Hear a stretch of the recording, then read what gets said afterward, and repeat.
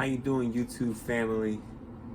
This is yours truly, Kofi Baraka, and right now we're in a cool ass episode of KofiBaraka'sWorld, and this is episode 24, and it's entitled "Chosen Ones. If you're passing, I'm asking." So real quick, we're gonna do a prayer. God, thank you for this beautiful night. Thank you for just helping us throughout this day. Thank you for your grace. Thank you for your mercy. Thank you for your knowledge.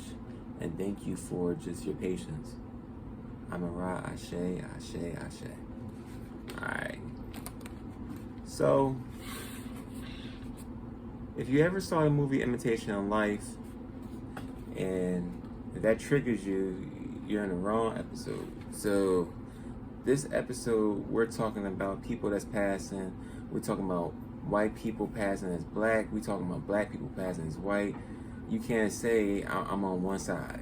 I'm on both sides. I'm batting left and right. You know what I mean? So it's just like the first point we're going to talk about is the divide.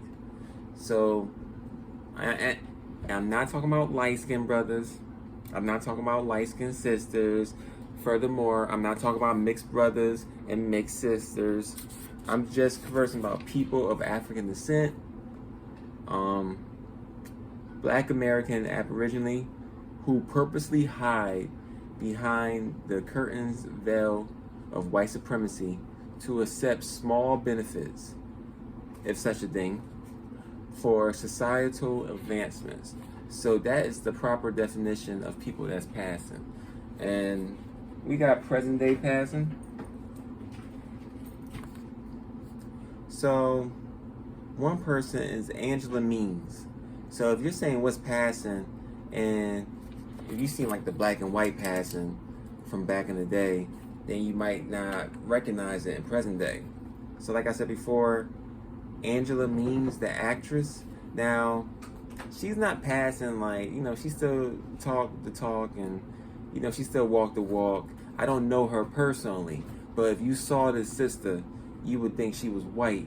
And there's been times in which I saw her on film, I thought she was a dark Italian. There's other times I saw her on film, like, I don't know, House Party 3, I knew she was black. Felicia and Friday, I knew she was black. But, if you see her like doing an interview, you're like, oh damn, she's white, but she's not. But that's a form of passing. Also, you see something like Steven Universe, that's very popular. Basically, the characters are white passing to a certain degree, and it's a narrative and animation, so they're kind of ambiguous to a certain degree, the same as The Simpsons. Also, the inverse effect, Rachel Dolezal. Of course, she's a fake ass civil rights activist. I thought she was a sister. I really thought she was too, and I thought her dad was black, but her dad looked like a county sheriff. You know what I mean? Scary white. So, and big. So, and Rachel Dolezal, like, she got a lot of black people angry too. People get pissed. Also, you got people in the rap game like Logic. I honestly thought Logic was white. I did not know that his father was black. So, if someone says, oh, he's white, then is Kid from Kid and Play, Christopher Reed, is he white? Because he claims being black. Or mixed. And that's cool too. But at the same time, he knows that he's a brother. You know what I mean? So it's just like, I didn't know Logic had a black father. I didn't know he had 6 mixed race siblings. And he was the lightest or whitest of the bunch. But they try to make him the white hope, and he's basically, he's a brother. Unless he don't claim to be a brother, then shit, he's a brother. Amber Rose. I didn't know her people was from Cape Verde. I thought she was just fronting. But she is black. If she claims to be. If she don't want to be, then, Vin Diesel. The Fast and the Furious. I live my life quarter mile at a time. That nigga.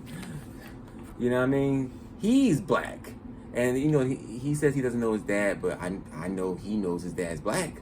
And if you saw, like, don't look at Fast and Furious Vin Diesel. You need to look at Vin Diesel like in the 90s when he had hair.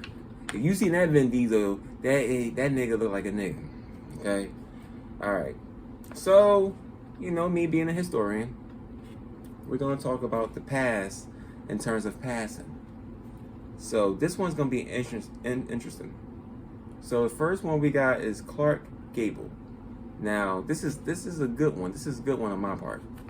So everyone know Clark Gable was mixed race. Now he might say Indian and stuff, but you can't say black people, American Aborigine, that we're not, and we are the Native Americans. Like, we were together and we was on this land, point blank. The Trail of Tears is just a trail of niggas going to the West Coast. All right. So you got Clark Gable. So with Clark Gable, he had a nose job. If you saw Clark Gable when he was young, you was like, I could see it. But after he got his nose job, a teeth job, a hair relaxer, vocal training, exercising, and he was cooked black food. And that's how he was able, because he was malnutrition, because I think he grew up not poor, but they didn't have the most. So this is the guy that was in Gone in the Wind. But when I found out he was black, I'm like, this nigga was gone with the wind, gone with the rain, gone with the thunder, gone with everything. Because that really blew my mind, especially it being a slave narrative to a certain degree on film. So, and he did a lot of protesting on that film too, in terms of people going to the bathroom, black or white, you know, people that work there, you know, et cetera, et cetera. So, and he wasn't playing that shit. So I give it to him, like his soul was coming out. Like he got all that shit done to him, but it didn't touch his soul. You know what I mean? And then also you have his first wife, who is Josephine Dillon. So you know she's black if her name is Josephine. I'm sorry. She was born in 1884. She died in 1971, and she was passing as well. So she was basically Clark Gable teacher. She was his patron. So basically she paid for all his stuff to a certain degree. It was like an investment. And she was also his manager until he got the ball rolling. And this nigga was, you know how you got the saying, dark, tall, and handsome? It came from him. Like he was like Will Smith.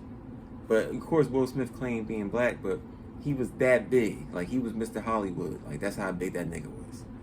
Alright. So, like I said before, Josephine Dillon, like, she was a black woman, and she was in the show picture industry. She did a lot of teaching. She was a producer. She acted in like 2 films. You know, she came in a silent film time, and just to show proof, I'm going to show you how she looked. I got a good picture too. You cannot tell me this is not a sister. Are you kidding me? This is a sister. She look like my mama. Are you kidding me? She's like some of my mama people. This is a sister. She's the one that taught Clark Gable. Josephine Dillon. She's the one that invested in him. Are you kidding me? This is a sister. She's like Babe Ruth. Are you kidding me? That's a sister. Look at that hair. Are you kidding me? Look at that nose. Look at those eyes. Those eyes have seen racism. Look at those high cheekbones. Look at her. Look how she's built. That's a sister. Look at her style. That's a sister. Are you kidding me? That's a sister. Come on, man. Get out of here. Also, we got Babe Ruth. If you don't know who Babe Ruth is, that's the man that hit 715 home runs. But you know he's black because only niggas hit home runs. Hank Aaron, Barry Bonds, Mark McGwire, he's a nigga. He got freckles and he took steroids. Sammy Sosa was a nigga. Who else? Shit. Josh Gibson. Are you kidding me? Only niggas hit home runs. You really think about it? Babe Ruth? Ty Cobb said Babe Ruth was black. That's why he wasn't a manager and a coach. Because he was black. They knew he would have got black people. This dude used to be in Harlem. He used to have black prostitutes. I'm talking about Babe Ruth. Like, he like jazz music. He used to dress nice. This nigga was black. Ain't he from Baltimore? This nigga's black. Shit. You seen his dad. You gotta see. I want to see some pictures of his mama. I want to see some pictures of his mama. Because he was in an orphanage.